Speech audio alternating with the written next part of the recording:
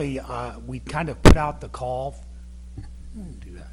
We kind of put out the call for any items that you all might have on the agenda. Councilmember Kellogg, who's going to be a little bit late, he let me know he's going to be a little bit late this evening, did have one item for further discussion, but the two items that obviously take up the bulk of this particular agenda are first the commercial lease agreement with the First Baptist Church, and second, just very briefly, we want to be able to hand out the memorandum of understanding and give a little outline there that we have between the City Council and the Park Board.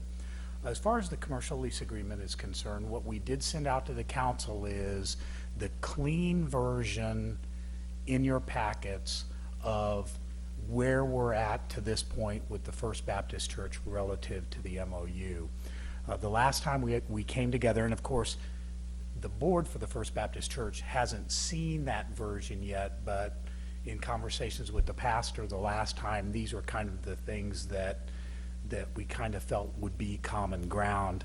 Specifically to get to this version, the four items that were addressed were termination of the lease, that the city would agree, the church, you may remember, had come back in section 2.1 and had put certain restrictions at the termination of the lease, that the city would agree to whatever sort of zoning would go in there. But we would automatically agree to that after making the explanations of how that would occur. The pastor thinks that the board for the church will be okay with what was in the original version of the MOU. The second item you'll remember was the hours of operation. The church had put in restrictions on use of the park on Sunday mornings. We came to the agreement that no events, I believe, such as motorcycle rallies, could be actually held in the park unless the pastor is actually specifically invited. That's correct. On Sunday mornings, however, the park itself could be open on Sunday mornings. The third section referred to how the city would approach the church relative to getting their approvals on any changes, and the wording sections, which were in sections 3.2 and 4.2, concerned the overall plan of the park, and we will consult with the church relative to the area that is their property. We will advise the church of our actions relative to those sections that are our property in both signage and plan of the park, was the council's desire for that. That's what you see in the clean version. The last section involved the fact that originally the demolition of the house was going to be a shared issue. That changed in the MOU to become the city would be responsible for the demolition of the house, and was kind of a pretty firm, it needs to be this way on the part of the church. The council directed staff to that date, we had only had soft costs associated with the demolition of the house. They ranged anywhere internally from $12,000 to $18,000, and then we had heard $15,000 to $19,000, but we knew that there was a very real possibility of hazardous materials, specifically asbestos, being present in the house. We did have a hazardous materials inspection firm come in, and subsequently an asbestos firm come in. The house does contain asbestos. Certain areas of the piping that are in the house, won't surprise you, are asbestos containing, but the primary area that has asbestos in it is the entirety of the basement is tiled, and it is all 9x9 tile, and it is all asbestos containing, and some of it is becoming very brittle and on the point of becoming friable. You all know from some of our previous discussions exactly what that means. So they came back, the firm, after completing the inspection, came back with a total cost that would include abatement of the, I would also add, there is a significant amount of black mold in the house that does not have to be remediated to go to a construction site, but it is in there. I can personally attest to that, as they nearly had to carry me out of the house during the inspection because I was having all kinds of respiratory issues. The total cost then, if we want to engage in this agreement and demolish the house, is $31,380. It seems to staff that there are 3 options available to the council. A, you could proceed with the submitted modified lease agreement and tear down the house for the $31,380, paying the cost of the demolition, and we would bring before the council a bill to enter into that agreement. B, you could inform the First Baptist Church that the city is no longer interested in leasing this property based on the new information. C, submit some sort of a modified commercial lease agreement to the First Baptist Church that would share the cost of the demolition in consideration of the fact that it is considerably higher than the amounts we had been previously knocking around. That would conclude the staff report on this item. Questions or comments?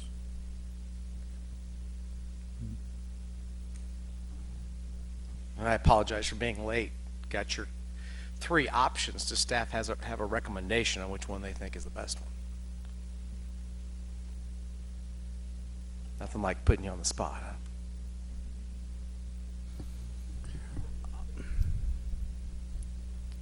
huh? Thank you, sir. Thank you, Mr. Mayor. And this is no I know Councilman Holman deserves a response to that, but for me, I'd actually almost pose a question with a question. I'm not sure staff, I'm not sure I'm comfortable receiving a recommendation from staff at this time until we've got 2 different bodies here. I think all of us need some feedback in on this before the city staff can chime in on this. So that would be the answer to Mr. Holman. I would go to the history, the memorandum that was included in here, and I remember our previous discussion, although maybe not as good as I should. And I'm leaning still more in the inclination that, you know, we've made a commitment that we want to do this. The backfilling of it is something that is helping us and helping the parks. We've offered to do that. The demolition of it is something that I don't in and of itself have a problem with, although, you know, a number of us raised the concern about asbestos or other hazardous materials. These are pre-existing. These are things that, I mean, I would almost turn to staff and ask, or a member of the church, is this something that their insurance would actually cover as far as cleaning that up? So I would almost see the hazardous materials as being back on the church's side, but the rest of it I have no concern over, and it's well within the range we were kind of talking about before. So I don't want to see us kick this MOU back. I think we're still at the table with the church, and I'd like to see it move forward.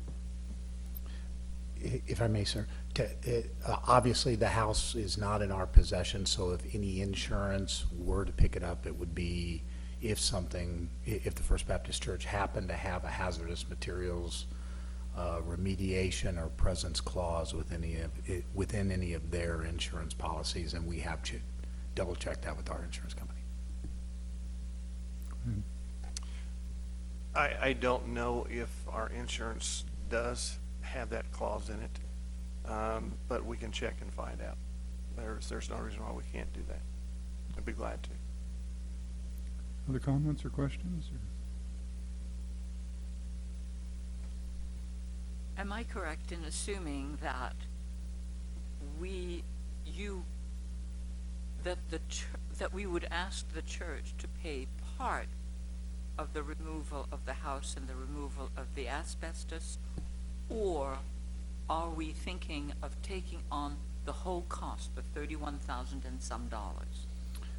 Under C of your options, Yes. we would ask the church if they would be willing to take some of that on, for instance, remediating the hazardous materials, and we would do the rest. We would do the demolition. Basically get it back to the original discussion before we even went into the fact that there were hazardous materials present. Okay, thank you. Just a quick question about the budget line that the money would come from. Would it be from the parks budget or from the city's budget, or? both, or? This has been a city council directed item to date. The city council would have the option within this format, which is why we wanted to bring it tonight, of discussing with the park board, would you be willing to share that cost? Again, that's another option. If we could get it to some sort of a remediated cost, would the park board be interested in splitting the cost? Would it be the city council's desire to direct staff that the entire thing would come out of general fund balance or capital improvement fund balance? I would see it more as a capital improvement fund, capital project, if you would, and there is sufficient balance there to bear this amount.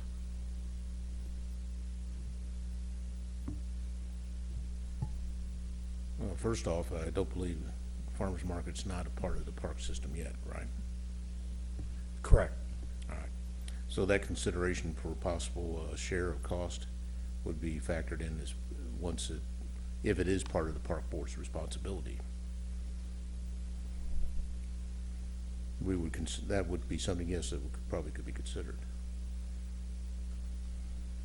And just a brief history, for those of you who are new and for the park board members who are new, there has been a previous work session discussion with the council that at some point, and I think that I know, it was kind of the general directive of the city council that at the point where the improvements have been made, because those are being funded by the council would turn this piece of property over to the park board. Thank you.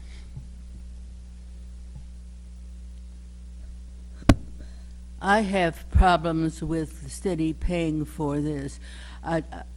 Taxpayer money, if it's coming from the city and it's taxpayer money doing it, and once we do it for one individual or for one organization, then we're open to have to do it for others. And I know we've got like 2 houses that we are in the process of saying have to be demolished and everything.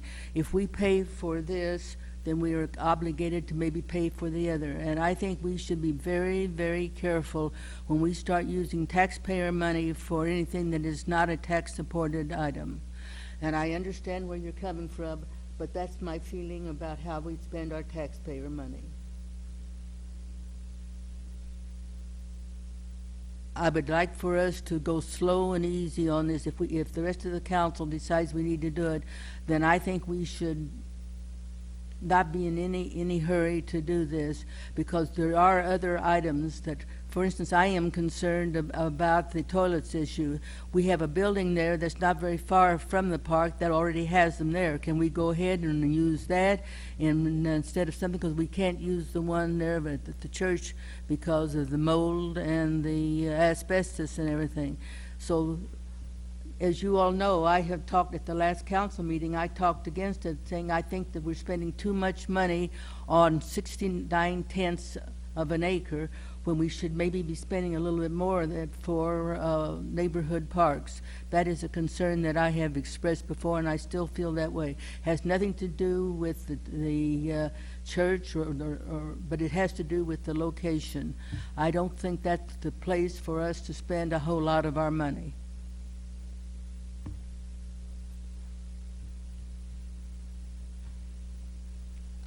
Just as a point of information, we've never used the house for the restroom services there. If you were, I heard you say that. I clear that up for me. I noticed that you provided for it, and I think that is remarkable. In our church, not in the But house. I'm talking about putting something on the property Okay. itself. I'm not talking about your generosity, No, because and- that's more than could be expected from anybody. But I'm talking about they're going to be putting water in there, they're going to be putting in toilet facilities, they're going to be doing in things. And so that's where I'm coming from on that, Mr. Beckner. I'd like to reiterate Ms. Hubach's point, because I agree with it to a partial perspective. One thing, though, you mentioned that I don't think will be true is we won't put any permanent amenities on this portion of that park. So when you talk about restrooms and running water over there, we wouldn't be doing that. We're looking to get a little extra parkland with I'll call them portable amenities, and one thing that was thrown out was a gazebo or a sitting area which could be picked up and moved. We're talking about 0.68 acres to partially fill out a square of the, for now, the Farmers Market Park, because we don't really have a real name for it. I do struggle spending $31,000 to rent land, which is really what we're doing. You can call it a lease, but it's rental. It's not our property, and I don't think we'd spend that much money for a single acre of land we're going to purchase. So why would we spend that much money on that much land that we're not going to have? With that being said, the church has been very kind with the use of their parking lot and as a partnership during the farmers market, which is a huge event for us, a big event that comes out. But then the question is it worth $31,000 for that? I can go either way on this. I really struggle spending the money, but I do agree that we're trying to create that as part of the original town environment. We're trying to draw more people to that area of town. It'd be nice if we could purchase it. It would be great. But knowing that's not in the cards, we've really got to decide, is this going to enhance that park? Is this going to enhance that park for our citizens? So with that thinking, do we need this extra space to make that park that inviting? And do we need that park? Do we need that today? I don't know, but those are the questions that are going in my head, and I struggle a little bit because we just doubled the cost in one memo that we received, and so it became a lot more money than a little bit. We're getting it. Jim brought up a couple points that it's only a 10-year lease. And it's only, and it can be canceled in, not that we think you guys would do this by any means, but the ability is there to cancel it within 12 months. So, or 14, it depends on how you read it, I guess. So, what if that happens in 2 years? You know, I think that would look tremendously bad for the city, but if it lasted 10 years or went 20 years, I think it'd be a great deal. But I can't see into the future. So, Thank you, Mr. Mayor. What exactly are we going to use this plot for if we do this? I mean, what's its purpose if we can't put anything on it? There would be, the original concept plan was for there to be some pieces of playground equipment. We would be laying minimal sidewalk. There would be some flat work done in the area, but nothing that, if the lease were canceled, with the exception of the flat work, nothing that couldn't be picked up and moved.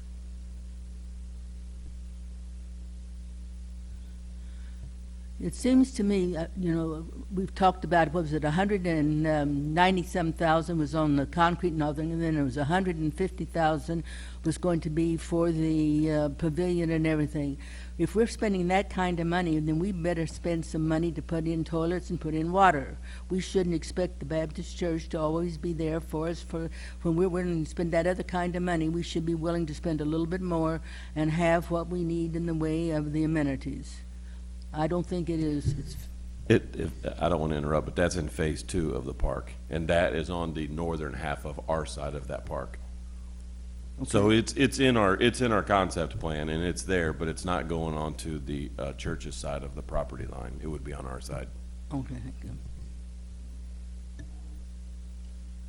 There's not much that I've heard that I haven't agreed with.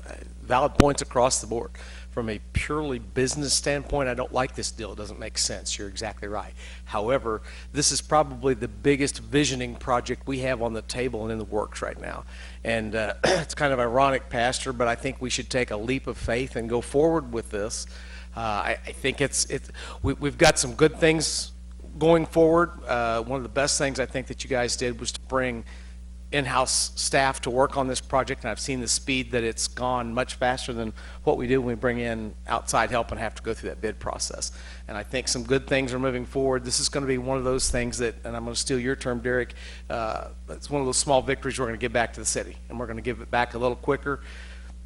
If we lose this in 12 months, so be it. We've been using their parking lot. I think the validity's there. I agree with Mr. Moorhead. I think this is something we should go forward with. For clarification, clarification's sake, when I was first talking about this, my position on this is the costs haven't doubled. We're still at the original amount we talked about at our last meeting. The asbestos abatement is what drives it up to 31,000. But my proposal is, see, that's a pre-existing condition. That's something that the church has. If we don't do this deal, they have a piece of property there they can't use. I mean, this is an environmental hazard. They can't go into that building and use that building for anything. My proposal is they take that cost. We're still at $16,500, which is where we were at the previous discussion. So I don't believe, as far as numbers of what I'm suggesting, I don't think any numbers have changed. The other thing is I'm not concerned about the church either. This is a piece of property that really doesn't have a great deal of value for anybody. I mean, we're talking about the fact that this is kind of the last piece of this park area, but it's also a piece of property that the church has not to date seemingly been thirsty to run out and try to redevelop. The other problem I have is if we leave it just sit and develop the park around it, I remember a lot of the development that went on at the Linwood, Maine redevelopment area up in the city back in the 90s, and they tore down a bunch of drug houses and a dirty movie theater, and they were redeveloping that area. They got McDonald's to move in, and they got a hardware store to move in, but they couldn't get anything else because along the southern ridge of it, they left a bunch of drug houses and a bunch of prostitutes. It wasn't until they got that little extra out of there that they finally had the area to get Costco, and in 3 months they were the third highest revenue than anywhere else in the country. The idea here is if we're going to leave the northwest corner of this property with a condemnable building, it's just going to look weird stuck out in the middle of a wonderful park area. And I understand that $16,000 over 10 years is $1,600 a year. It's about $120 a month. I mean, I understand that's not our prime location there, but you know, even if the church pulls out, nobody's making any money on us pulling, you know, them pulling out of this. They're not going to. We're not spending a lot. You know, we've rehashed the argument of this pulling out early thing, and I think we've made enough concessions in the agreement. So, I mean, our original deal that we had 3 months ago is still on the table, $16,000, and they take care of their own abatement of the hazardous materials, and we got some parkland and we can go to town. That's my encouragement. I don't think this is a bad investment. We can always talk about better investments, but again, we have not had a lot of victories here. And yet, I tell you what, those Tuesday nights are continuing to grow and get better, and the city's rallying behind that. And I just hate to leave a condemnable building as a business card for our farmers market during this process, because we don't want to spend $16,000, especially with the amount of money we're sinking beautifying the other areas with the quality that we've seen in the plan so far. Sonia?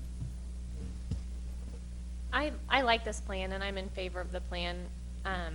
I think that one of the important things to consider when we think about this is that this is a park that's being used on a fairly regular basis by people who don't normally use our parks. Our parks tend to be for a certain group of our citizens, and with the farmers market there and being in Old Town, this park is being used by people who don't normally use our parks. It's being used for a different purpose than our other parks are, and so that's why I think this is so important. I think if we could share the cost in any way, insurance-wise, some other way, then that would be ideal, but either way, I feel like this is something important for us to move forward on, just to expand what our parks can be used for, to expand the number of people who use them and the types of people, to offer different opportunities. I like that the plan brings some history into Old Town. I like that the plan isn't putting anything permanent on the church's property. If I remember the plan right, it was mostly green space there with the playground, and all the stuff we're putting is going to be on our property, and then the park property would just add some green space to what we're developing on our park property. Okay, so if I understand this right, Derek said he likes the original agreement, but this modifies the original agreement talking about the asbestos abatement, because we can't demolish the house without that being taken care of, correct? Well, what this would do, if our approach back is that the abatement process would be handled by the church the demolition and the backfill would be handled by the city, then that would modify the latest draft, not the original agreement. And This so one? the draft, right, Okay, the draft so- that you have here, we would Would be need to be turning back modified. in with that section changed to Okay. reflect that. So to expedite this, because I don't want to speak for all of the park board, but we obviously want this piece of land. I hesitated at $31,000, but if we're talking about doing the original 16 and modifying this agreement for the church to take care of the 14,825, then I say let's modify this agreement and go there, just to speed this process up, because I think we're all on board with it. Well, I think basically, everyone agrees that parkland, that additional land will add to functionality of the park. Events could be held probably a little larger than normally contained in 3/4 of that. The other side of it is, going forward with this, there is ways we can resolve it. First one would be, if the church can find out if insurance would cover that, the remedial part of that, that'd be fine. And if not, then we'll find some other way of making it happen. But I think that's, I agree with Mr. Moorhead, the house shouldn't be there if we're gonna put the time and effort into the farmer's market to make it what it is, because that's just gonna be an eyesore. And more importantly, it's just a trap. You know, it's gonna draw the wrong, people attending that park, kids running around, there's gonna be, sooner or later, someone's gonna get sucked in the house. They always find ways in. But, the thing about it is, it's those things, like Brian said, the park board is behind this, we wanna see it done. We can see it envisioned, even if it's 10 years and we don't have it in 10 years, it will have served a purpose to build what we need. Charlene? I think we're talking across purposes. I am seeing it as a park. The rest of you are seeing it as a commercial investment. And we can't, normally Parks and Recreation doesn't get involved in commercial operations. And that's what this is. You don't talk about the park and the people that are going to use Park and Recreation. You all have been talking about how we're going to make money off of this, how we've got the farmer's market. The farmer's market is not a Park and Recreation thing. They're always business in any community that you go to. Farmers markets are business concerns, and this is a commercial lease we're talking about. This isn't talking about anything else. I think we need to decide what we're going to do first. Is that going to be a park that's going to be used? Because there's no place in there anywhere that I see that there is any kind of equipment that young children can use, older children, or even adults can use. And so I'm holding out for Park and Recreation. The rest of you seem to be holding out for Farmers Market, which I say is a commercial enterprise. And in most cities, commercial enterprises take care of themselves. We're not in the habit of advancing our funds and our efforts to help one certain business over any other. And that's what you're saying. You're trying to put the farmers market is going to take precedence over Park and Recreation, and I'm opposed to that. Now, if you were willing to sell it to us and we could maybe do something, that would be something else, but I understand you're not willing to sell. Is that correct? Well, there's always a price. Kevin? Under the city code, if we build a sanctuary, we have to have more parking. That's the only place we have. So if there's some other land available that you know about, and we could work that out, that'd be great. But by city code, we can't really sell it if we actually build a new sanctuary there. We have to have it for parking. So it's not that we don't want to, because I'd love to sell it and get rid of the house, but we really can't, not until that issue would be solved. Jim? That's a city code issue. Yes, sir. Yes. If I may, from the council standpoint, ask the pastor a question.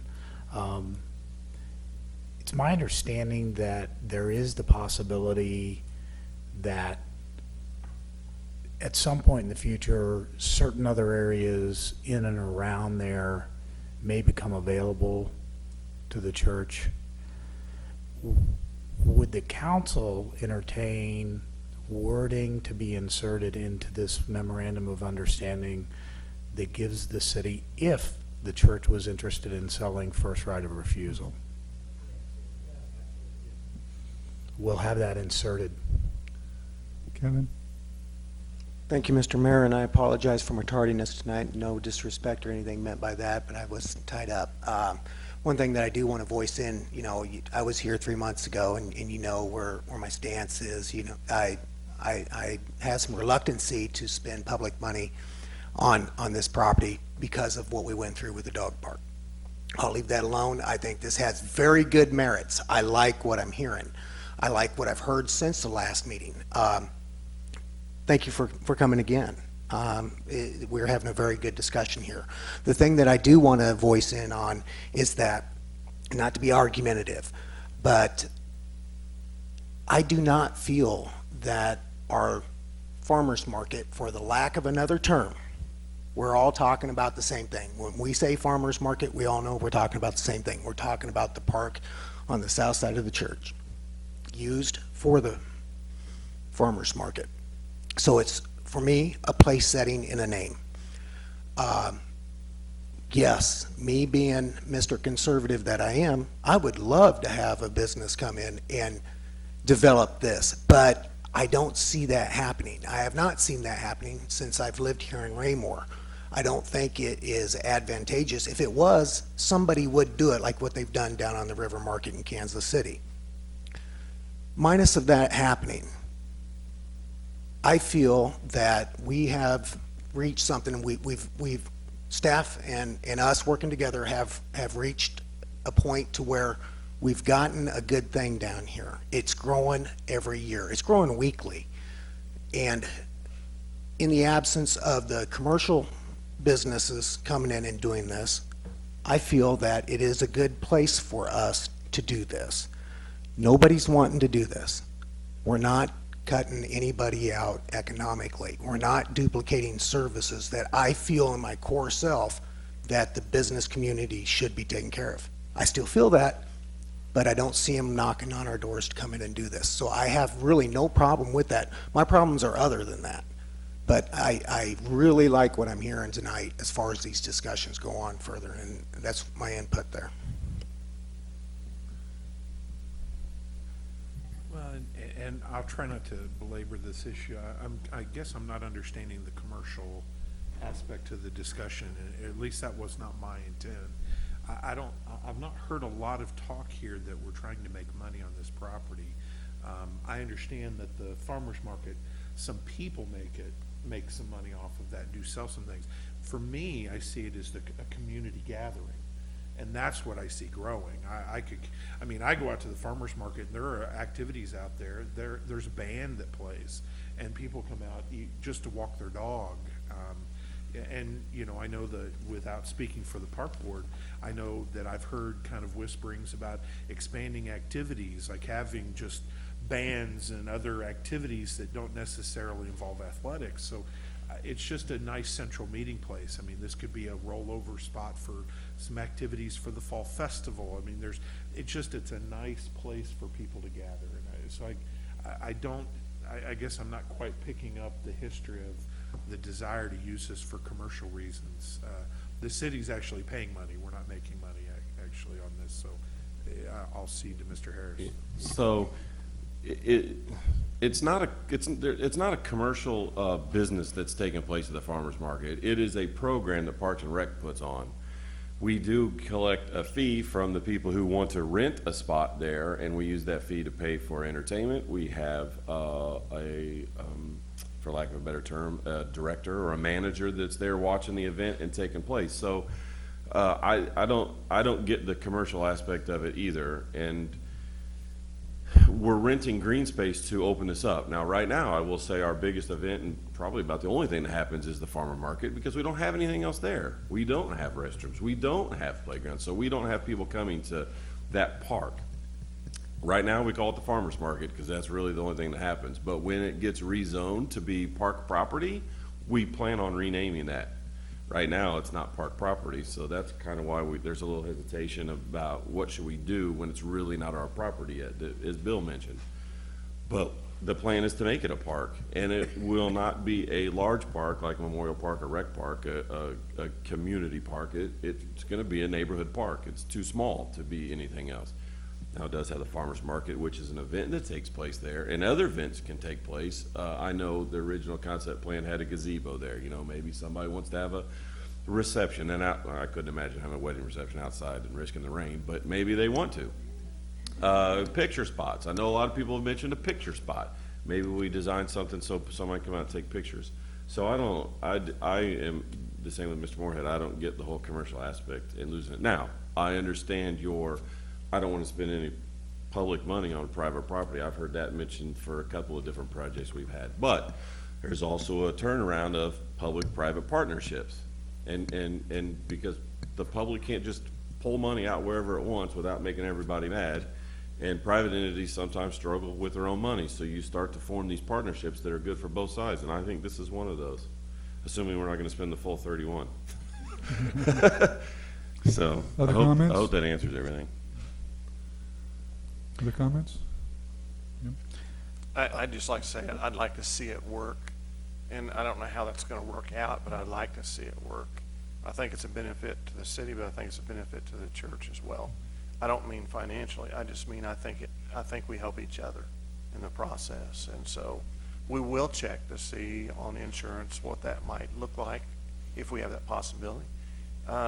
We can also go to the church and say, look, this is what we've discovered. Do we have a responsibility here? I think we do have some. Now, I'm a pastor. I don't have the mind of every church member, so I can't tell you exactly what they're going to say. I would hope that they would say, yeah, let's be responsible and help out in this. But I have to go with what the majority says, and hopefully we can work something out. So we really want to see this progress. As far as timeframes are concerned, what we would then do is wait for a response back from the church, reformulate the MOU so that the pastor could go to his board not only with the possibility of shared cost, but also the modified MOU that included all the elements that I discussed before, as well as a section for first right of refusal. And then once we know what the actual final cost would be relative to feedback from the church, come back to the council and the park board, ask if you do want to spend that price one final time, once we know what that actually is, and how you want to pay for it. Does that meet with everyone's approval at this point in time? Thank you so much. Oh. If I could, just for clarification's sake, because I guess it sounds like the only thing we're really waiting on is the money issue on the portion of the 31,000. And I appreciate the idea of coming back to both of us. But if the church comes back and says, yes, we're good to go in a week, I'd really like to encourage not waiting till our next joint session. Mm-hmm. At that point, if it's quick enough, I would make a recommendation, Mr. Mayor, that we instruct staff to go ahead and push that directly to the park board for their immediate input and review, and then as long as they approve it, then take it directly to the council. Can I also expedite that and say just have the city council approve it, assuming it's not more than, that we have in a good agreement of the house and backfill? Because I think we're good with that portion, right? I assume it's going to come from their fund anyway. And that was the question I was hoping to get answered. I was going to wear my referee shirt. And, well, very good. Then if the council is willing to say this evening that whatever the modified price would be, or if there is not a modified price, that the capital improvement fund bear the cost of this, then staff could proceed in that expeditious manner. Seeing affirmative nods. Kevin? I'm an affirmative on that, but I would also add that keep in mind contingency fees above that. I've discussed that many times before, 31,000 or whatever it is, go that normal 15% contingency fee added in there too, as far as my concern. Mm-hmm. I'm just seeing all nods, yes.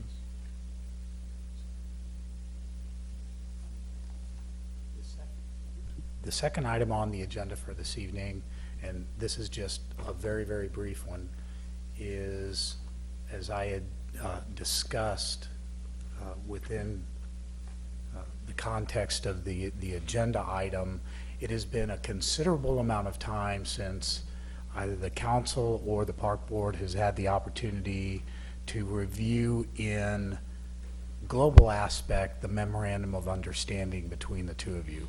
In 2010, as you see here, there was a limited ordinance to direct changes to some very specific wording within the memorandum of understanding, but at that time it was not looked at or discussed in a global manner.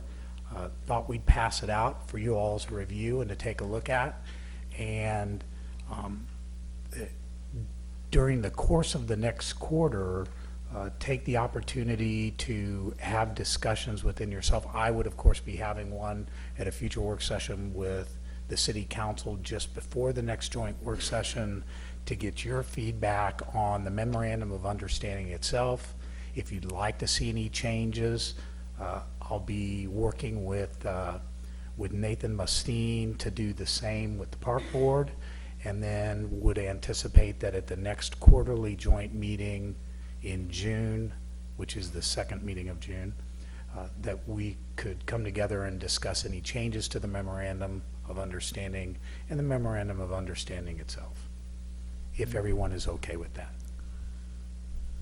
Thank you. I'm seeing affirmative nods, so I think everybody's okay with it. There was one item that Councilmember Kellogg had contacted me on relative to donating items to the parks. So with that, sir, Hopefully this microphone lasts. I did contact Jim here about 2 weeks ago and spoke with him for about 35, 40 minutes. I had and I'll try not to be selfish here, but I'll explain what I went through and what brought this on, the ideas that flow with that. One of my neighbors across the street from where I live, the husband passed away a couple of weeks ago, and it was a very sad time for the family, of course, and very nice gentleman. He didn't actually live here in Raymore. He lived down south in Clinton and traversed back and forth. Just a really good guy. The family is still distraught, and I got to thinking how much I admired this guy, Mike, and I reflected back when I was a very little boy, when my great-grandfather died. The casket that we bought for my grandfather came with an option of having a oak tree planted somewhere in Pennsylvania with a plaque underneath this tree with his name on it. And I remembered that, and I always thought that was something special when I was a little boy, and I've never seen that tree, but I've always wanted to.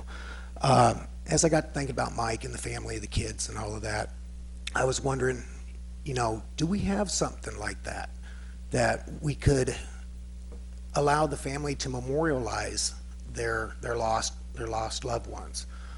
And got thinking, I'm like, what a perfect opportunity to have like an adopt a tree or plant a tree in conjunction with the parks or the buildings and grounds and that, and have a plaque. So I called Jim and I ran this across him, and we talked about it at great length, and he brought up something. He says, he says, there is something that we have talked about, and it just vanished from my mind, but the brickwork down at the farmer's market that we're talking about, dedicating and selling those bricks and such like that. That's the kind of idea that I'm talking about. But more specifically, on the idea of tying this to, we are a tree city now in Raymore because of our aggressive progress that we've made with our trees and doing the work that we're doing there. And I just saw this as a win-win situation for the city, an opportunity for folks that may want to have an opportunity like that to memorialize a lost loved one, and when I was sitting there thinking about it, Mike doesn't really live in Raymore, but his family does. And for them to go visit the grave and that, not that it's not a big deal, but it is a big deal. My dad is laying in Ankeny, Iowa, so it's about 3.5 hours for me to go visit my dad. I would love to have the opportunity to have something here with my dad's name on it, and I would think other people would too. So when I was speaking with Jim, he says, well, let's bring this up at the next park board joint meeting and see where this goes.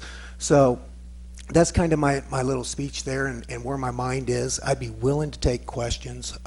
I'm sure Jim would too, based on the conversations we had, but I would like to open up this discussion for something like that if we think it's a good idea. All right, comments? Charlene?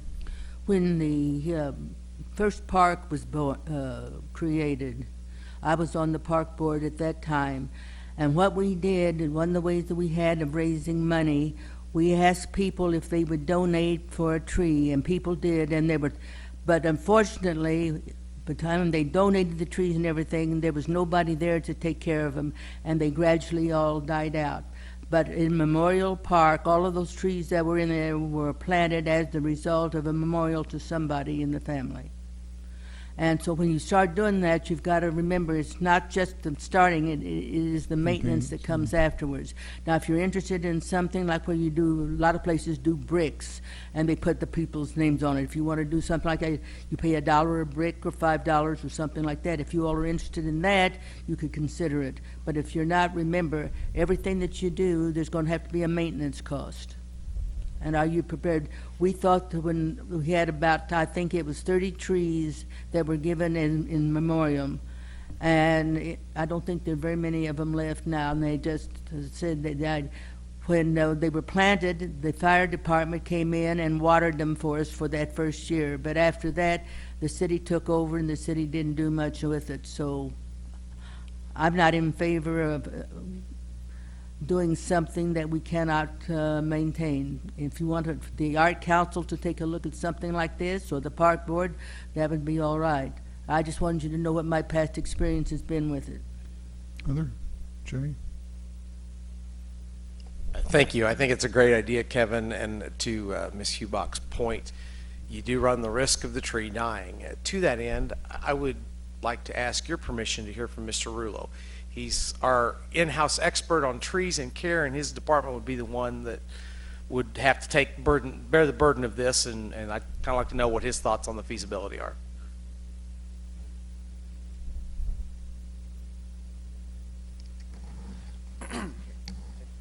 Sure. Absolutely. Thanks. Thank you.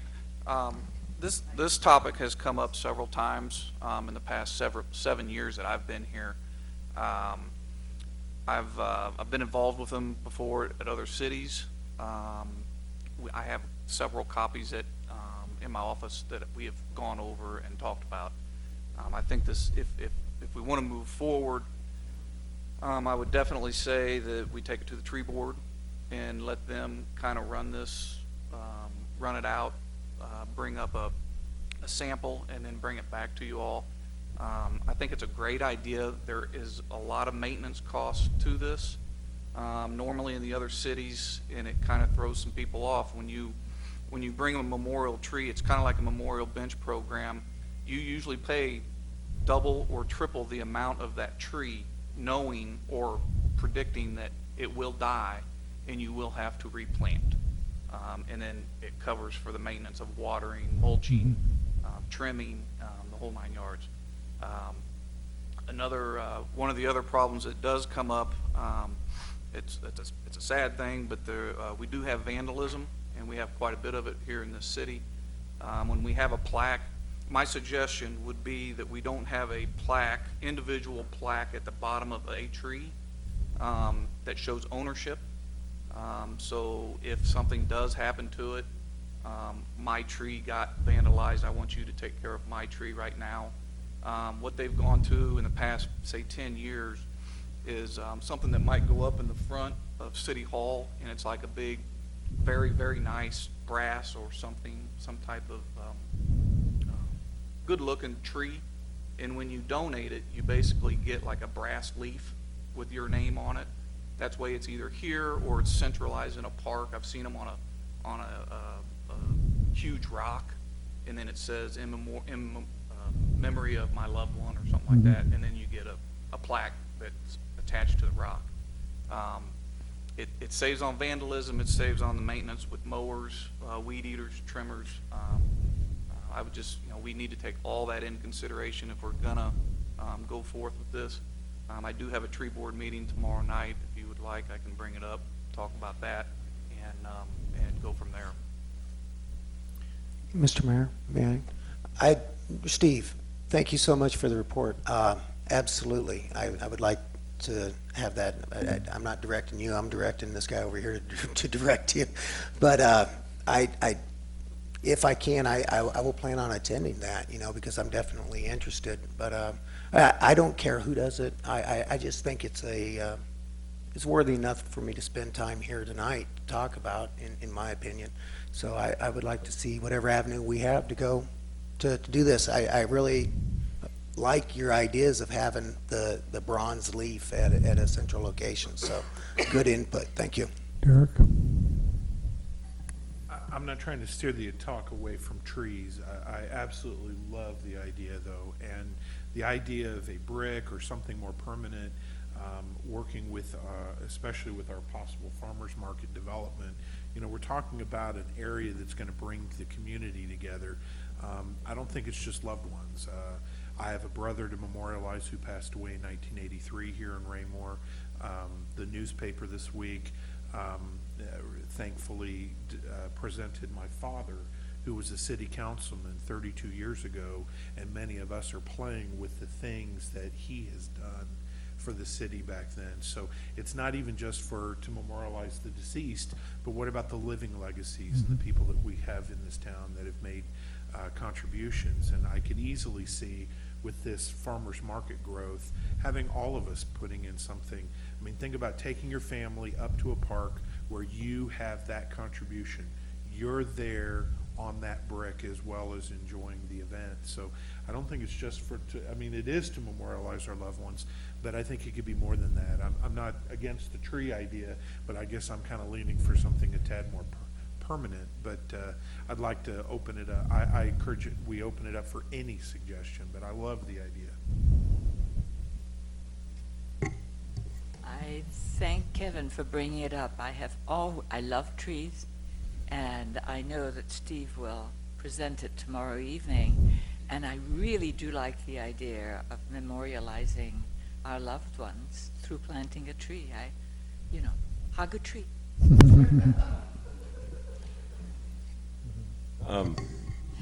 Was your concept for trees or for any type of memorial structure? Thank you for the question. I'm not sold on trees. It's one of those things that when it came to my mind, I remembered my grandfather, my great-grandfather, and that oak tree. And I'll never forget that. Here I am, 48 years old, and that was 42 years ago that I remember that. So, that's what comes to my mind. I'm not stuck on a tree. Okay. I also love trees. Well, I I'm glad to love hear them. that. But Well, we like trees too. We're Tree City USA. We got a tree board. However, with all due respect, I agree with Mr. Moorhead, and I don't want to put the burden on our city staff, who's already understaffed, to then maintain a memorial tree, right? Now, we did, when we redid the flat work, I guess is the right term, at Memorial Park, and we've kind of got our little patio structure out there. At the time, we did talk about putting memorial bricks in, but the cost was pretty extensive, not knowing how many bricks we were going to be able to sell to replace that. So that never materialized. However, Memorial Park obviously was the place we'd like to put it. Not to say we couldn't build off the other side of that sidewalk and start to do brickwork there. I like that concept much better than putting the burden on staff and, to be honest, the pressure to have somebody's tree grow. If somebody wants to memorialize a tree that needs to put the effort in my opinion, they could put it in their own property, I guess. Is it for us to put our hard-earned time and money as that's personal, right? If you want to buy a brick to put down, it's there, it's good. And something could happen, but the odds of it happening quickly are negated. I don't want my money to pay, this is going to sound very bad, but I don't want my tax dollars paying for somebody's memorial tree that we're sending staff out once or twice a week, make sure they're not weedy, make sure it's not vandalized, make sure it's mowed, watered, mulched, and all that year round, if that makes sense. But I certainly agree with the memorial structure. I know we've talked about it. We were in the Fort Sheldon, I think, was on at the time, so we can kind of run with that concept. And obviously Memorial Park, makes sense is where we put it, just because of the name. I'm sorry to interject, but that's why I take no offense. I'm not saying that my idea is the only one. It's just an idea. And with all these people sitting around here, you included, good things come out of that discussion. And like I say, I don't think it's the best idea, but it's a starting point. It's a good idea. And I appreciate what you said because it makes sense to me. I would hate to see Casey's dad's tree get killed and then see Casey distraught over the tree too, because that would be traumatizing also. So, I thank you for the input. No offense taken at all. I think it's good. Jim? Thank you, sir. Maybe for one of the items that I put on Mr. Musteen's to-do list when he first gets here would be for him to look at this in a comprehensive approach, get with Steve, get the model policies that Steve, I think you were talking about having some model policies relative to the tree end, but also be looking at the permanent structures, and then work back through the park board to come up with some sort of a memorial donation program of some kind in the future that could be presented. Sounds like Does that sound Yeah. very good? Charlene? Are you talking about just people, or are you also talking about historical events? We just finished the 150th anniversary, you'd say, of the Civil War, and Raymore was involved in that because it was a very unusual event, was the burnt district, where they burned out, the federal government came in and burned out everybody that lived in Cass County. And if you're going to talk about something that would bring tourists, that will bring tourists in, but a memorial brick or tree will not bring a tourist, but they will come in to see Civil War and Revolutionary War monuments. So you need to, if you're going to start talking about doing something along the line of memorials, you need to include historical events in with it. Other comments? I think you got direction. I do, sir. Just one last item while it is a joint meeting. It's been a long first quarter of the year for the Parks and Recreation Department, and to that end, while they're here and while the council is here and the park board's here, just a personal note of thanks to Mr. Rulo and Mr. McLean. They have done an absolute yeoman's job of keeping things going and keeping things off the radar, which is always good from the city manager's standpoint. So a personal note of thanks to you guys so much.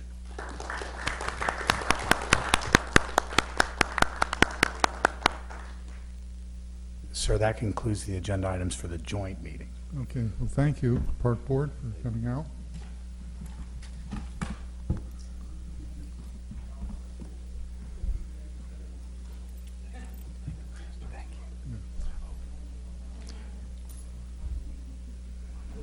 Pastor? Pastor, thank you so much. Yes, thank you for coming out.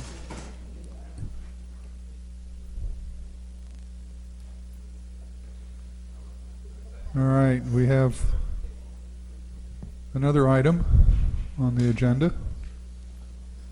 This is the EPA thing. Yes, and I will turn the EPA update over to Mr. Krass. Mr. Krass, update us on the EPA.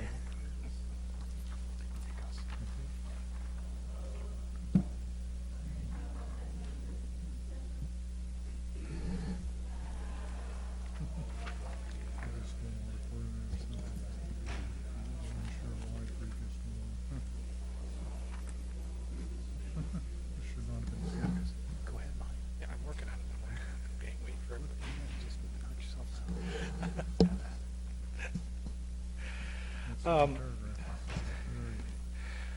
out. We've reached a couple couple of milestones on our revisions of our stormwater management plan, and I just wanted to share some things with the council. The first thing in the first letter that we've sent you, we had during this process, we even going back to the stream buffer ordinance revisions and the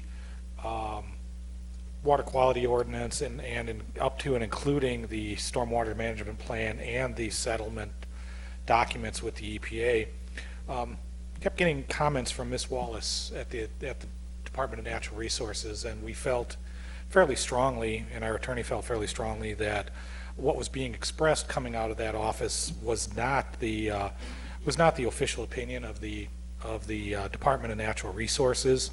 So the first letter, I would like to just call your attention to the first letter, the third paragraph that starts the letter sent by Ms. Wallace, basically rescinding some of the comments that we received from her during this process.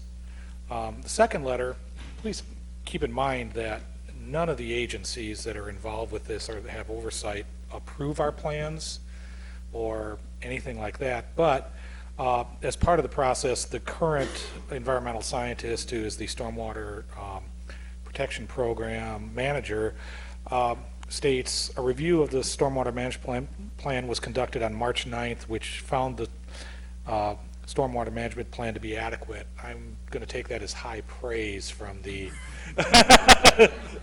from the DNR. You know, we use words like satisfactory when we present content, items to council, meets expectations during employer reviews. I'm going to take adequate and run with that.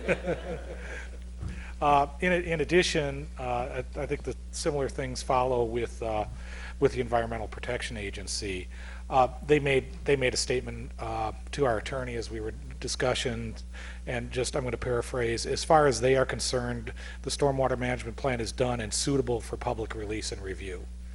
So I want to thank Lori Crandall, who did the lion's share of the work on the plan revisions and is also heading up the implementation process of the plan. So as far as the plan is concerned, the next steps will be for us to publish it on the website and open it up for public comment. We are establishing an email address on the website that folks can provide comment on. We will also then be holding kind of an informal open house and then be presenting the plan to council for adoption. The comment period that we've established is 30 days, so sometime in May or June we'll be bringing the plan forward for formal adoption by the council. We've also then following, I have a February update of activities that we've been working on for the measurable goals. We have completed a number of trainings, installed no-mow signs along the Eagle Glen Trail, and I think you saw there's been some information put out at various news resources and on the website regarding that. We've conducted illicit discharge and good housekeeping training. One item we are currently working on is a single-family home builder certification program. We would hope to be rolling that out fairly soon here. We would be bringing forward a code amendment to the council to adopt a change to the occupational license, making it a requirement that the builders sit through a webinar that we've developed and then take a small test. And what you can see is following the report is a status of testing that we've done for I believe it was for the Parks Department, showing responses, number of people that have taken the test. So we're able to track who's taken the test and whether or not they have passed the test, and they also get issued a certificate. Following that, this spring we are going to be working on illicit discharge screening and also inspection of the number of detention basins throughout the city. We found through a cursory review last year that a lot of them have trash, the outlets have been silted in, so we'll be sending reminder letters to the property owners that they do have to do some care and maintenance of those structures. And that, in a nutshell, is an update of the activities here for the first quarter. Questions of Mr. Grass? Charlene? I have some questions. I don't know whether it relates this to EPA, but I think that it does. And that is across the street on 58, we've got Pride Cleaners and we've got Subway McDonald's, and they've got those huge rocks that they had to put in there in order to meet for stormwater runoff, I believe. And I don't know any other city in the heart of their downtown or whatever it is, in any part of the city, where they have things like that. I don't see it in Belton, I don't see it in Greenwood, and I don't see it in Pleasant Hill or Lee Summit or Blue Springs or any place like that. Is there any way that we can get rid of them? Because I think those are eyesores. There should be some way we can go green without having to have all of those rocks. Did EPA discuss that in any way? Well, a number of years ago, we changed our code to disallow those. Now, any detention ponds that are installed have to have a turf bottom, and in fact have to have wetland type or rain garden type plantings in the bottom of the detention bond, and the property owner has to provide for long-term maintenance of those items. But the problem is, those are already in, and so unless the city were to undertake the cost, which I would imagine would be fairly extensive, they grandfather those in, but they're not allowed anymore. Thank goodness. Other questions? Go ahead, Jim. The latest correspondence we received obviously is very favorable and represents, I guess, to turn a phrase, a hard left turn in what we had received previously. Does the EPA get a copy of this as well? Yes, we sent them a courtesy copy. Thank you. That makes me very happy. Derek? I'd like to explore this letter, though, a little deeper, and I'm concerned with the implications that are implied specifically in paragraph 3. This is a question to staff. We were in the process of negotiating and discussing concerns both with the Missouri Department of Natural Resources as well as the EPA. How overlapping were those discussions? And I will qualify that with we had extensive public comment by individuals who were had the ear of Ms. Wallace, and we saw a lot of their feedback showing up in her correspondence.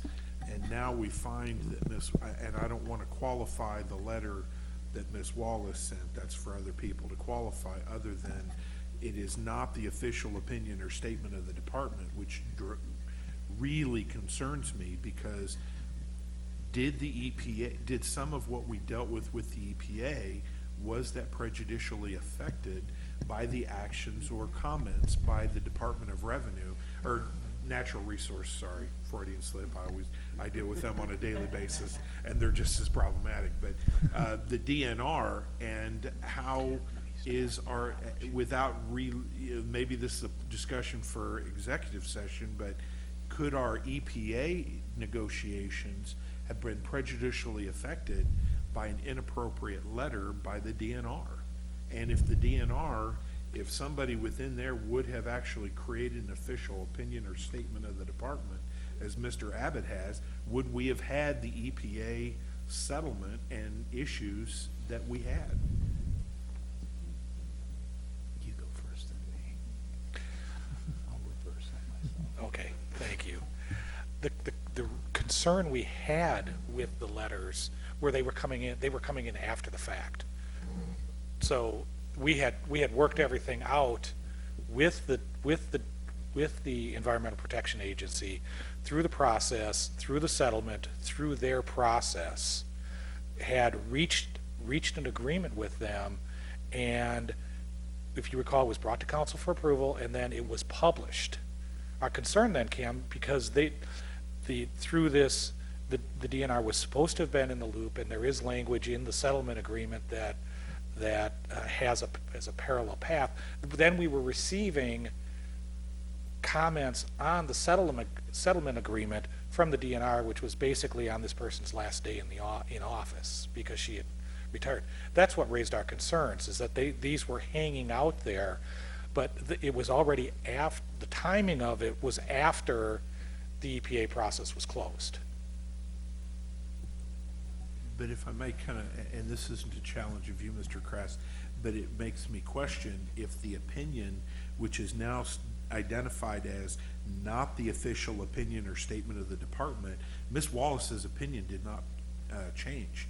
The statements that she was making prior to the EPA ruling and settlement were the same opinions. So my question is was there any prejudicial effect of her earlier comments which were perpetuated all the way through to that final letter? And is that something we should maybe explore or be further concerned of? I think that initially, in both cases, we responded to the EPA with what we knew was a good plan. The EPA cited us, if you will, long before the DNR started ruling in. The DNR began ruling in after we came up with our plan, saying our plan was inadequate to completely respond to the EPA. Did the EPA take that into account when they were doing their final formulary for us? We may never know. And that's just a fact. They did have it. They had the initial comments that we were commenting that some of our citizenry were here, as you had indicated, sir, and were firing pretty hard using some of that language.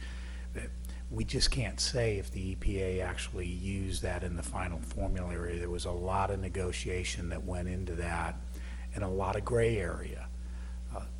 This one, on the other hand, the letter that is specifically being talked about here that was written and date stamped on the previous administrator's final day in office that they're talking about was when the EPA put it up for comments.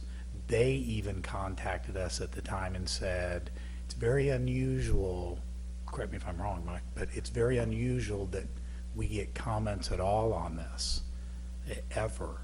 But they had written this, and I would add there were 3 other individuals who commented in addition to getting the comment on the DNR letterhead, and those comments mirrored in many sections very closely the correspondence we received from the DNR.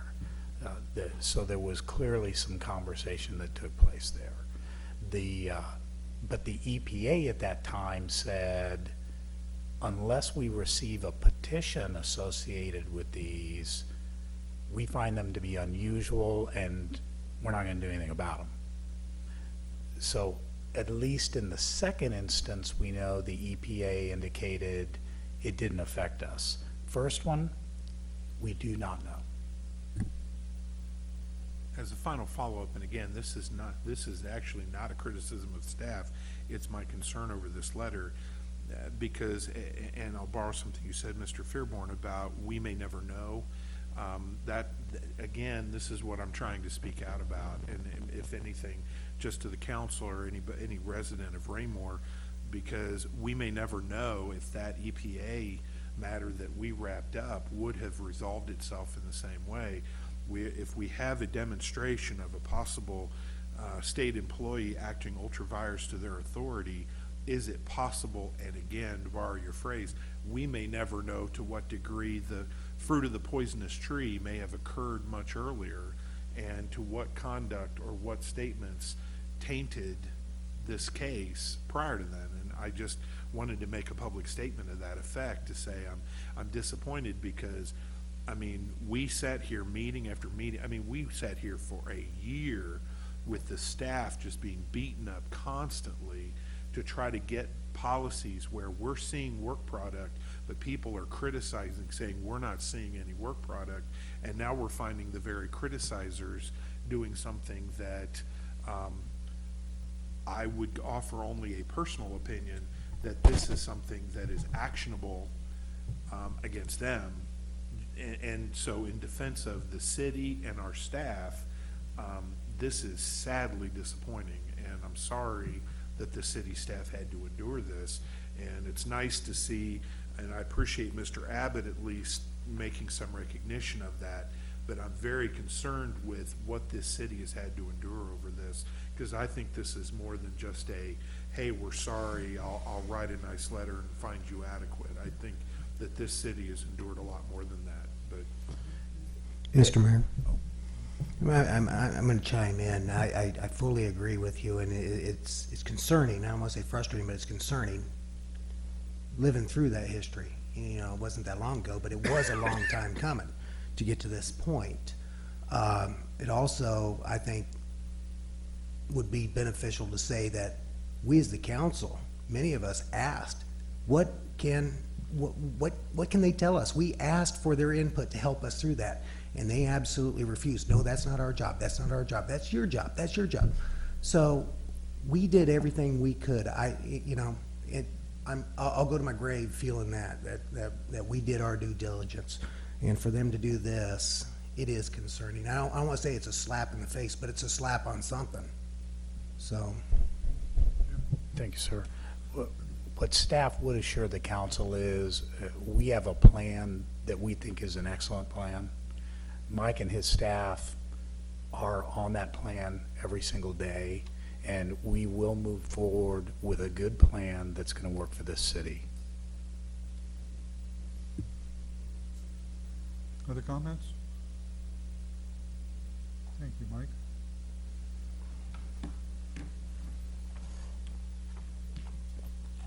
We have reason to go into executive session. Yes, sir.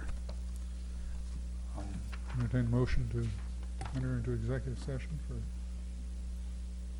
Mr. Mayor, does it require a council motion? Yes, it does. Mr. Motion, I move that Mr. we Motion. adjourn to executive. Is that what you're looking for, Yep. Mr. Motion? Charlotte, you got it? Charlene, second, okay. Sonia? Sonia, yes? Yes. Charlene? Yes. Yes. Eric? Joe? Yes. Yes. Okay, we'll adjourn to executive session. We'll return only to dismiss. Thank you, everybody.